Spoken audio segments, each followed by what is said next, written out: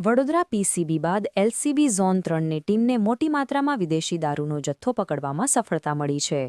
Bootlegger Bhavesh રાજપીતે મંગાવેલા દારૂનું Waghodia road વિસ્તારમાં ટેમ્પોમાંથી દારૂનું cutting ચાલી રહ્યું હતું. તે દરમિયાન એલસીબીની ટીમે રેડ કરી હતી. ત્યારે સ્થળ પરથી 2 જણા ઝડપાઈ ગયા હતા, જ્યારે બુટલેગર સહિતના 3ને વોન્ટેડ જાહેર કર્યા છે.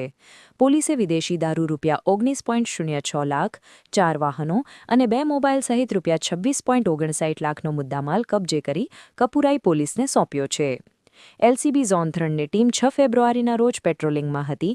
તે દરમિયાન બાતમી મળી હતી કે બુટલેગર ભાવેશ ચંદ્રકાંત રાજપૂત રહે વુડાના મકાન બાપોદ, પાણીની ટાંકી, વાઘોડિયા રોડ, વડોદરા વિદેશી દારૂનો જથ્થોબંધ બોડી ટેમ્પોમાં ભરીને દારૂ મંગાવ્યો છે અને હાલમાં વાઘોડિયા રોડથી નારાયણ ફ્લેટ તરફ જવાના રોડ પર વાસ તળાવ કિનારે ટેમ્પો ઊભો રાખીને પોતાના મળતિયાઓ દ્વારા ટેમ્પામાંથી અલગ અલગ ગાડીઓમાં દારૂના જથ્થાનું કટિંગ ચાલી રહ્યું છે.